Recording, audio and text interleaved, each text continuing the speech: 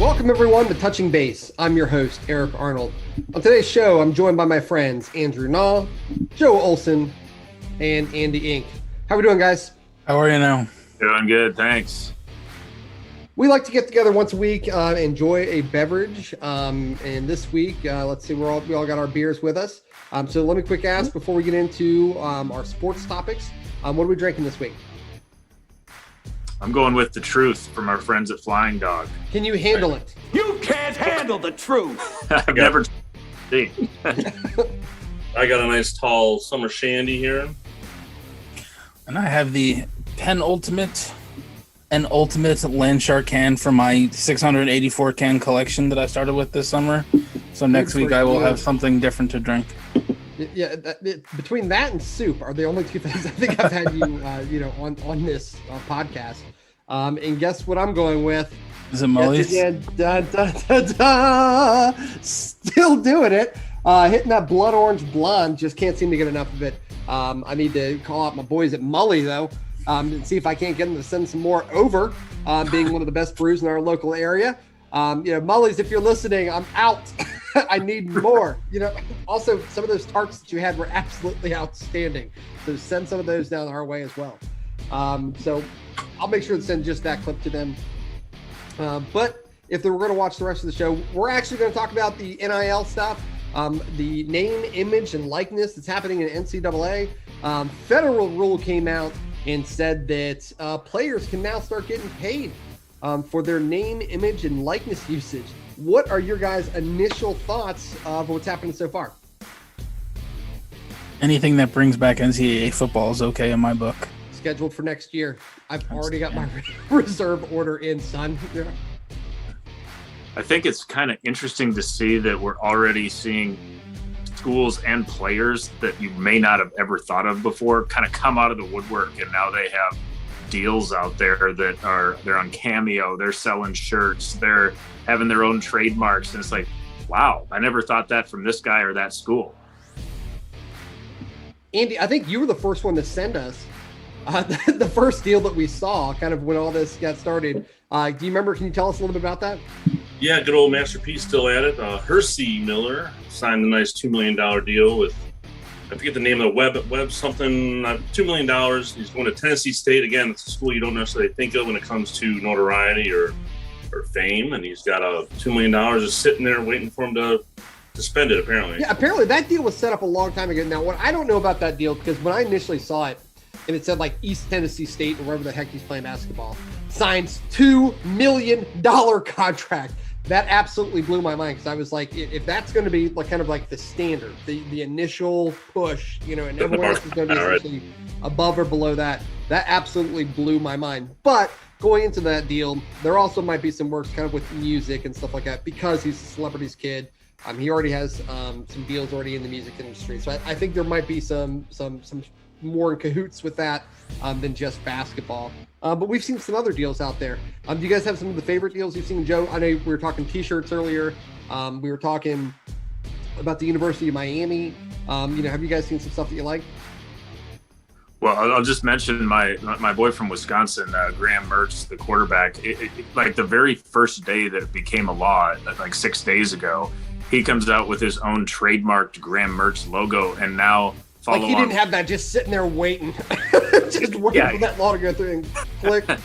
He definitely didn't think about it until June 30th at midnight. I could tell, but he's now selling T-shirts for $30, and like I said at the beginning, not really the school or the guy I would have thought first on the train, and so I think we're just going to see more of that as we keep going. I saw a few just in passing on the interwebs today.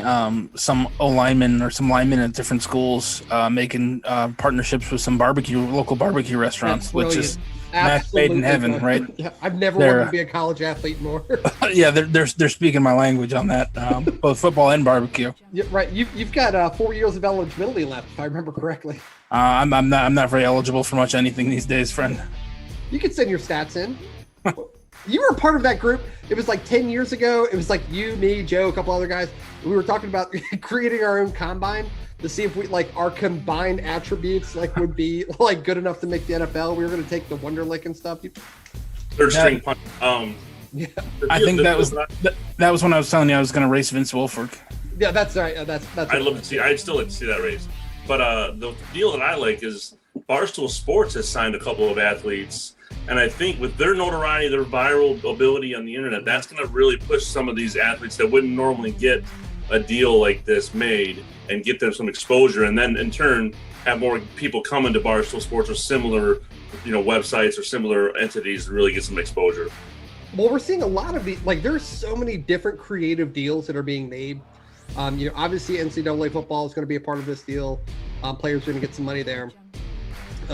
We saw the University of Miami is when I was talking to you guys, MMA top team, American top team, which is an MMA company. Big Miami, they're Miami-based team. Jorge Masvidal is part of that group. They really want to make sure that they are big Miami supporters. So every single person who's on the active roster has been offered. Joe, I think it was $500 per month, per player. So we're talking, over $500,000 a year just in these endorsements just for their teams.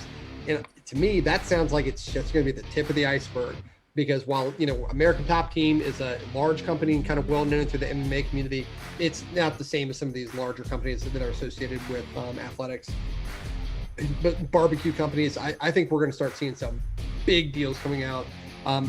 Listen, as a Maryland fan, I hope old Uncle Kevin, at Under Armour, go ahead and start sending deals out to them too, making something happen, and we start buying everything we can. But realistically, I know there's going to be some other businesses out there that are going to start offering more and more and more. And it's really, the deal seem like it's like, we just want you on our social media. I'm sure there's going to be deals to it. You've got to send it out to 70 times per week or something like that. These players are making real money. This isn't just like, books and scholarships. I can see why some of these players, were so upset by it. So I guess, that being said, you guys like it? I'm gonna remain a little bit against it just initially, because I think that obviously there's going to be like a windfall of deals when the floodgates opened up here with it just becoming a legal thing a few days ago. But I just think we're going to see over the next year, especially, that there's going to be some imbalances that are created in some of the major sports, especially where we've already seen it with Miami as a kind of a relatively small example. But I think that you're going to see some powerful alumni at schools that are going to have major influence over recruiting that wasn't in existence before. And I'm just going to hold on the fence of maybe not quite supporting it yet, just because I want to see how this plays out. But I kind of like the amateurism of college athletics. And so I'm all fans of making money and everything like that, but I just kind of want to, I don't know, I'm going to refrain from supporting it quite yet until I see the fallout a little bit more. Closer to dead center on. I'm not really for it, but I'm not really against it. I think the idea of it is great, but what I worry about it is the NCAA is going to treat this like a Band-Aid over the problem that these athletes are having, where they're producing or creating all this income for schools and not getting any kind of, they get a free education, but I think relative to the amount of money they bring in, I think there's some disparity there, but I just think that there's some other way to do it besides what they're doing here. But it's like Noah was saying, it's going to bring back our video games. It really is, as guys that are well past their years of eligibility, whether they are there or not. I think having the video game piece is big for us. But if you look at this 18, 19, 20-year-olds, and like Joe's point just made, where some schools are going to have some more notoriety, there's going to be certain celebrities that are going to be able to, they're basically legalizing a lot of the stuff that they got in trouble for in the 80s, where certain people were paying these players under the table or, in certain other ways. But now it's going to somehow be, funneled. And that still may happen. Yeah, exactly. Or now it can be over the table, but hidden a different way. I'm cautiously ambivalent, if that's a thing. I guess in other words, breaking out the SAT prep words. I'm proud of you, son. You're welcome. Yeah, now I lost it though. Oh, I guess that's another way of saying, and I'll give it the benefit of the doubt, right? Like, I am a little bit concerned about how in our face it's going to be. But a couple of things on that. One is, I think I'm going to be able to tune it out just fine, right? Like, I think it's going to be a lot of, somebody made the point earlier, I remember it was Andy or Joe, it's going to be a lot of social media. It's going to be a lot of all your favorite stuff. Yeah, join me this Saturday for this Saturday's game at Land Shark. I can probably get away from a lot of that, right?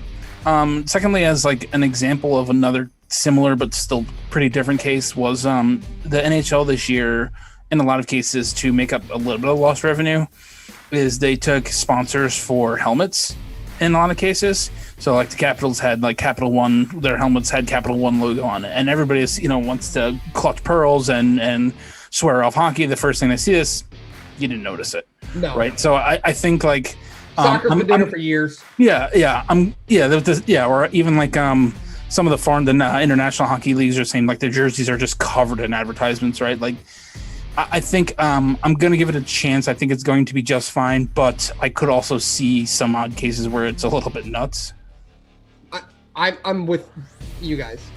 On one hand, I love the fact that the players have an opportunity to make some money. I do feel like they're right, quite frankly. It's their name. They've earned it. The university also benefits from having them. But at the same time, I also feel like now it's more organizations as opposed to schools going against each other. I do feel like you're going to see a slight slide in a gap between some of the small schools and big schools. I don't know if that's going to be the case. I could see, I was talking to you guys beforehand, where if I had the opportunity to go to a small school but be a big name on a small team or a smaller university, that actually might be a better opportunity for me, especially short term.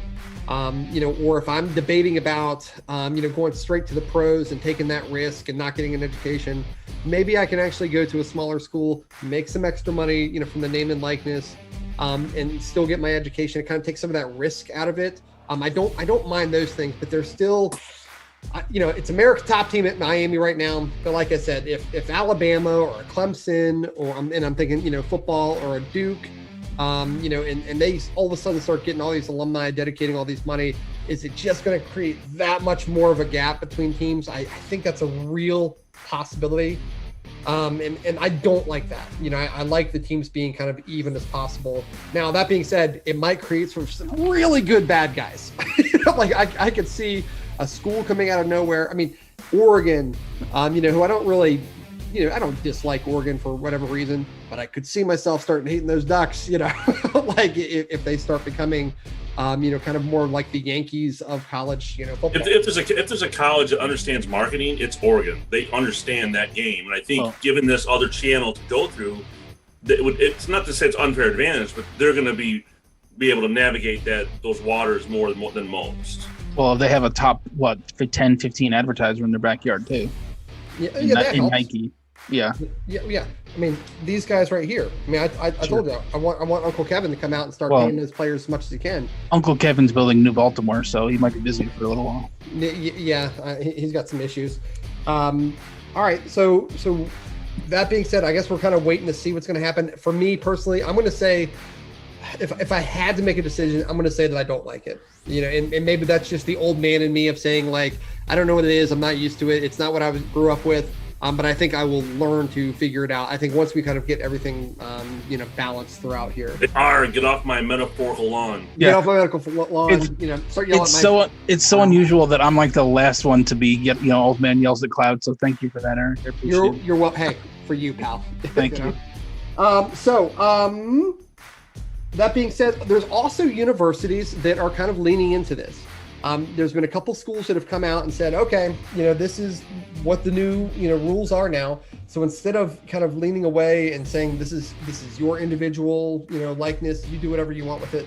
They're actually like offering opportunities and teaching the kids classes and bringing the people to the university.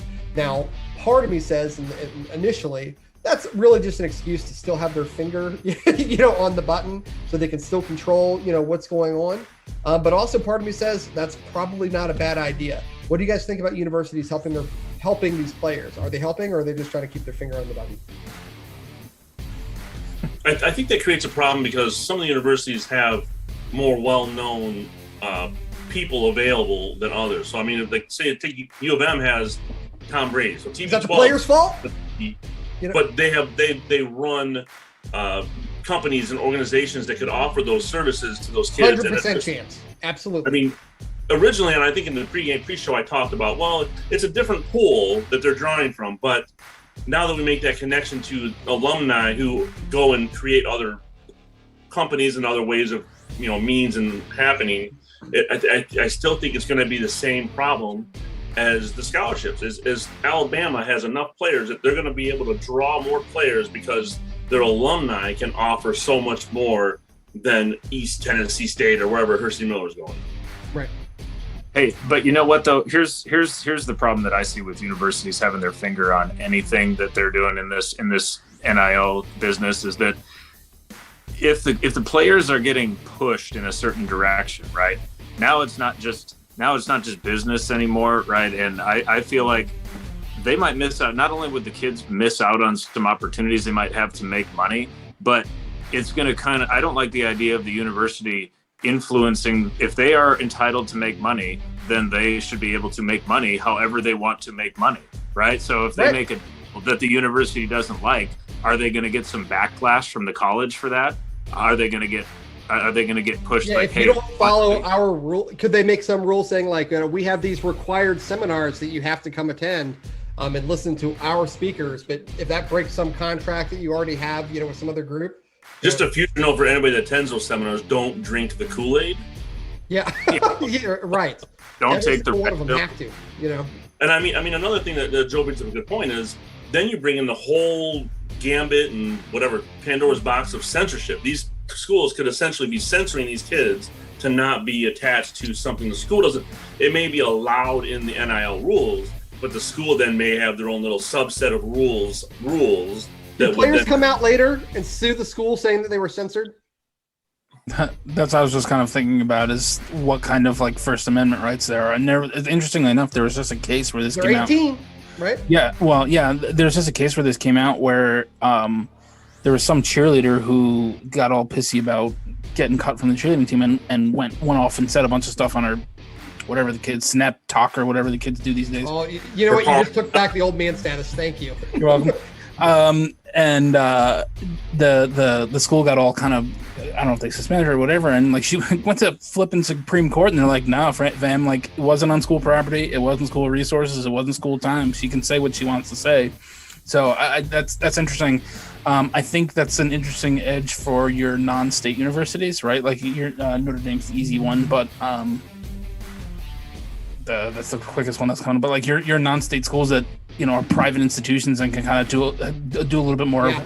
I'll do what I want to because you don't oversee anything. Now, granted, there's still academic accreditation and all that, but whatever. This is not the legal podcast, Yeah, no, but we're not experts on anything. Factual. Yeah, that part I know. Yeah. Do you think schools like BYU or schools like Stanford or Duke or someone or Harvard, do you think they're going to have a more difficult time with this or an easier time with this? So I think that just in general, that the schools are going to, the first time that an athlete gets a deal for, like, I don't know, endorsing a beer or endorsing a cannabis company or something like that. There are rules. I know there are certain rules like that they can't, they have to align with the schools and stuff. There are lines that you can't cross, but you did bring up like BYU and Stanford and some of them that have the more strict rules than others. Like BYU in particular, I mean, they're not allowed to drink. They're not allowed to have sex. They're not allowed to do a lot of things while they're in school. And so I think that might be a university that may really, really squeeze their kids a little bit more when they make deals, regardless of what the deal is, because they just may not like it as a university.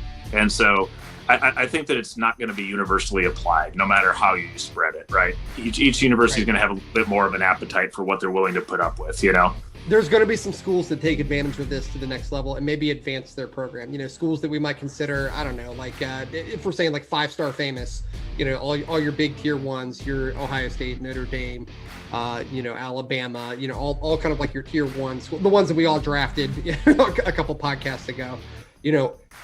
There's probably going to be, a 3-level or maybe even a 2-level that jumps because they find a way to take full advantage of this. And I don't know exactly how that's going to be, but I guarantee that's going to happen. Now, when it comes to those schools that have those ideas, especially BYU, I mean, Jim McMahon went to BYU, so they definitely have some wiggle Straight as room an arrow the entire time. as far as what they really truly want their athletes to do. Not to say that is the same necessarily, but there definitely is some wiggle room.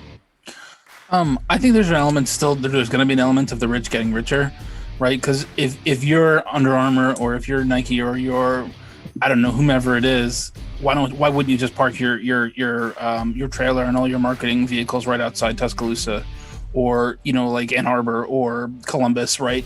And go USC, where all of there, go where all of the high octane 5-star recruits are, where they're getting SEC on Saturday night football every night, or every week, or whatever else it is, where you're gonna get the most eyes like week in and week out. Do coaches start bringing these people with them to recruiting meetings? Sure. Yeah, I'm imagining Nick Saban with some brand ambassador from Monster Energy drink or something. I don't exactly see that going well, but it was some mascot walking up with him. Yeah. This could be you. It was called role models. But that's exactly what I was thinking of. Minotaur, it's going to be part of it. I mean, it's going to be part of the presentation now. I don't know. I think we're going to have to sit down and wait. But you brought up, McMahon. He would be a great candidate. Kind of past his prime. Eric Hayes was on Twitter saying he was born a decade too early, and that he could have gotten some bones out of this, money that is. And then I'm asking you, out of all history, who are some athletes, or who is your top athlete you think really missed out on making some prime time money? And that could be a softball out there for you, for players who could have made a bunch of money if it was still there. Andy. Now, when I started thinking about this, we talked a little bit in the pre-show about it, and I was really racking my brain as we're talking here about maybe some NFL bust or some, NBA bust. The one that really comes to mind now that I really think about it is Todd Marinovich, because he was the biggest thing ever on Sports Illustrated, on whatever. His dad was training him since he was a fetus, essentially. In 4 years of college, he could have made a chunk of money, which would have came in handy because he was a complete bust in the NFL. So it's typically the bust that I started thinking about, like Adam Morrison. Me too, pal. Even like a Brian Bosworth, who wasn't who wasn't really a bust, but he was college. He was a college personality. Well, Andy took my list. My goodness, gosh. No, just kidding. We so here's the bust I thought of. How about Johnny Football Manziel? He was on my list. He was on my list. And I know that he was kind of a fleeting moment, but I mean, 2 years.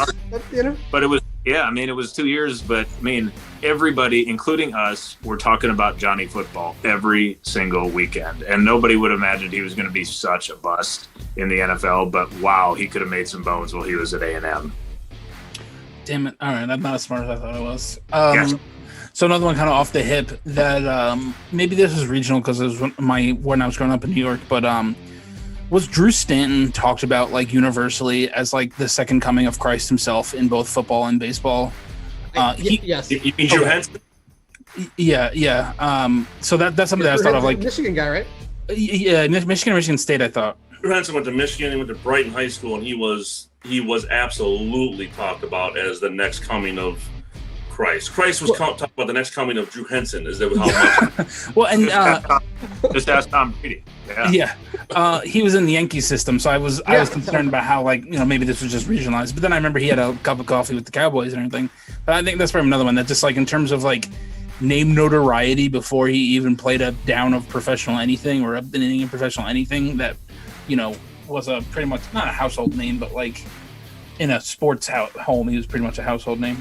You talk his failure is the reason why we know who Tom Brady is. That's actually ahead of Tom Brady. You guys are still missing the big one. You mentioned, someone was the next coming of Jesus Christ, but you missed the God himself, which is none other, University of Florida's finest, Tim Tebow. That's a good one. Two-time national champion, Heisman winner, and the Lord. He had all those categories just beaming money at him. He is still doing. I mean, I know he's playing football for playing football for the Jaguars, and he's auditioning and that kind of good stuff for them. Yeah, he's playing. He's not a football player. No, like, and we even said on this podcast that he's only going to be there essentially to help out as much as he can.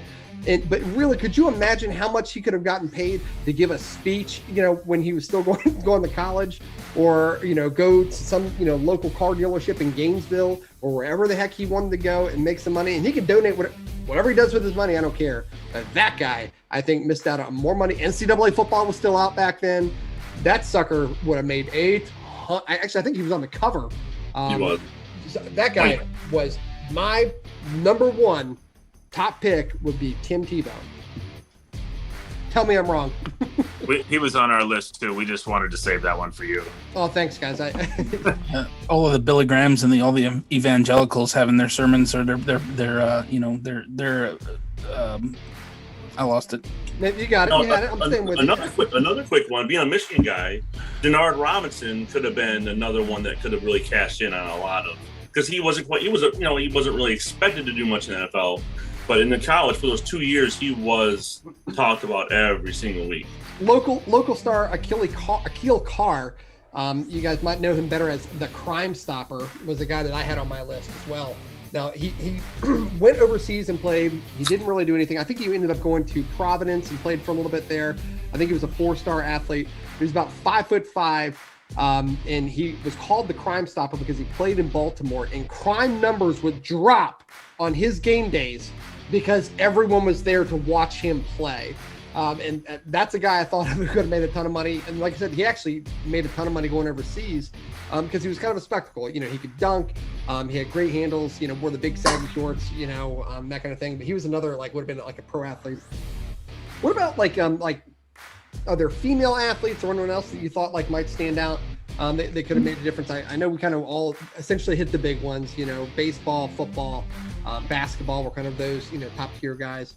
Some smaller names, Andy? I think UConn women's basketball probably could have made a huge chunk. They're basically like Kentucky, but the women's version of it, really. Yeah, they've been the most. I mean, Pat Summitt was the closest thing that fought against them for years. I know old Brenda, down here at Maryland is trying to give them a run, but it's not UConn. I mean, UConn had the top 3 teams all on one team, for a number of years in a row. Yes, that's a good candidate. I thought about some of the gymnastic stars, some of those more Olympic sports that were kind of smaller names and couldn't really make the same amount of money, but maybe after going to the Olympics, they could come back and make a couple bones for themselves. This is going to be out of sheer ignorance, but what about women's soccer? The women's national team are they're sensational, but I don't know what their collegiate if they had extensive collegiate careers or anything like that. But even Alex Morgan is the first one that comes to mind. I said Katie Morgan. I'm an idiot. Sorry. Yeah, she wasn't but 20 or 21. I think the first cup team she played on. So she had to have a collegiate. I assume she had a collegiate program somewhere. Well, I know Mia Hamm went to North Carolina, but the other ones I'm not so sure about. But the one thing that we're talking about here is one thing that's missing is we're not talking about college baseball or college hockey. You can tell there's a disparity in what the college athletics really push towards. Not to say that college baseball or college hockey isn't. But is that because of the jump? Different. I mean, the jump from college baseball to professional baseball is just huge. I mean, every now and then there might be a relief pitcher or something like that who comes out. I know there was a guy a couple years back who was pitching in the College World Series and then also pitched in the World Series that same year, kind of as a specialist. But typically it takes a long time for baseball players, and statistically a lot of them don't make it, whereas basketball, football, even some of these women's soccer players, even WNBA stars, you mentioned in the pre-show Brittany Griner, who could have, some people were debating whether or not she could have made the NBA. Right. I even think about who's spoiler. No. Yes, well, she could not. And who is? Oh God, I feel terrible. I can't remember. The Stanford women's golfer. Shall we?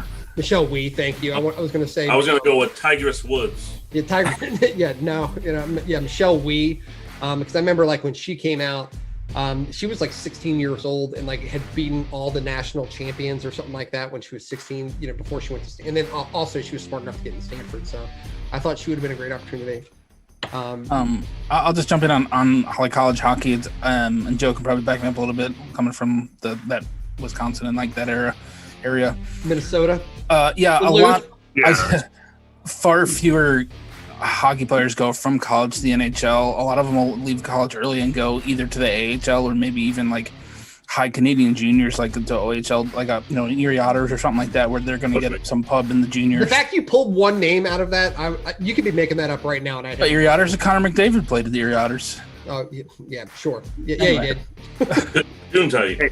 Hey, but name, image, and likeness is all about making money off of your platform. And you talk about the disparity between college athletics. It's just basketball and football have bigger platforms than the other college sports do. You know what I mean? And so they have bigger TV deals, they have bigger followings, more fans at games and everything like that.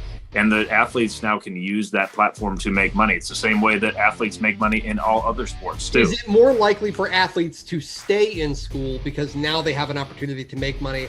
I know, and this is a personal example, Ahmad Bradshaw went to the University of Marshall University when I was right before I started working there, years ago. And I know for a fact that, Marshall, essentially the scouts had told him, you will be a second round pick if you leave next year. And he flat out said, my family's broke. I need the money now. And he ended up, becoming like a 6th or 7th round pick. And it was played essentially on that contract because he needed that money right then and there. However, if he had the opportunity to make some money while he was at Marshall, even though it's a smaller school, make enough to kind of keep his family, held over, and then go in and be a second round pick and kind of get that guaranteed money. He was one of the people I just know from personal experience who had that opportunity. Do you think that's going to be more likely? Are we going to see more basketball players not take the jump, or more football players decide to stay out one more year? Football's a little bit different because their injuries, their lifespan in sports is probably a little bit shorter than most. In basketball, we saw it even with Aaron Wiggins. He just chose to leave Maryland, even though I personally think it's a bad decision for him. But he's choosing to leave because his name's kind of his stock has never really been higher. So he needs to take that chance kind of now. Do you think you're going to see players stay a year longer instead of taking that risk? No. Okay. I think if they have the opportunity to get drafted in the pros, then that's what they're going to do, right? You might see some marginal draft athletes, but not the top picks. So they're going to go pro when they have a chance to go pro and make those big contracts right away, I think.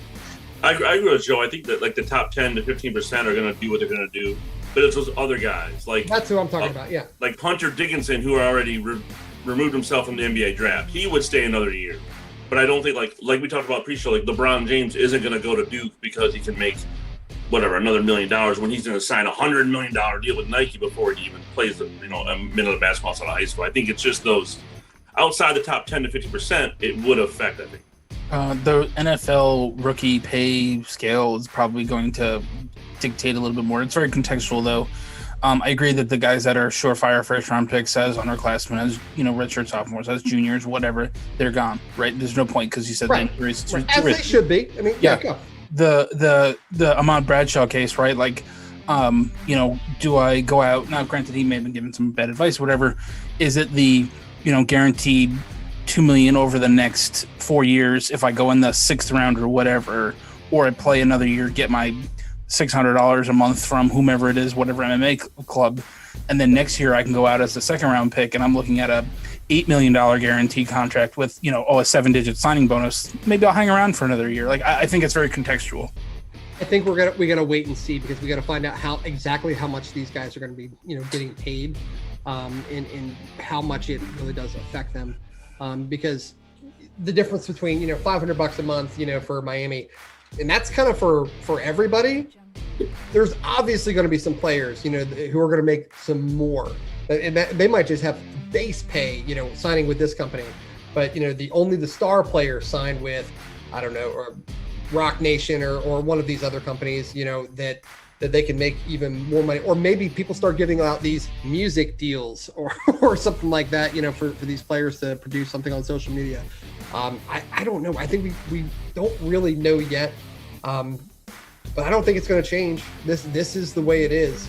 From now on, I don't see it changing. There might be a couple small things here and there, but it's going to be a wild ride. and possibly a transition time for a lot of these players and schools. Is it a bigger? We got 3 minutes left. Are we making too big of a deal of this?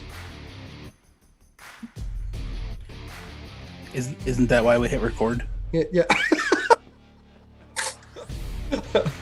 I mean, considering that of the four of us, and now I know Joe is very humble about his college experience, but he is the only one that has even had a sniff or a whiff or any kind of closeness to any level. I had some D3 baseball scholarship offers on the table, sir.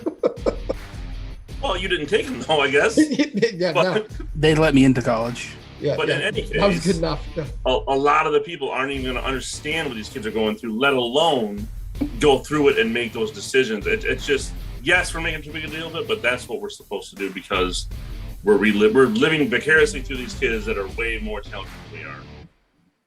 No, we're not making too big of a deal out of it because this is something that we've kind of known has been going on for years and years and years. That was my question. Fighting the rule, and now it's finally legal and they can do it. And so this is what everybody's been talking about for years and years and years, and they can finally do it. No, this is a big deal, and that's why we're making a big deal out of it. Dogs and cats living together. Yeah. Here's my question. Does Ghostbusters. Two Live Crew come out with a second album if they're not hanging out with Miami football in 2019 or 2022 as opposed to 1984? Yeah, no kidding. All right, gentlemen, less than a minute to go. Always good seeing you guys. I'm going to go ahead and raise up my wonderful Mullies, my favorite. Thank you guys again for all that you do. Guys, let's do it again next week, and we'll try to solve all the sports problems in the world then. All right, right on. Have a good night, guys. All right, see you guys. Have a good night.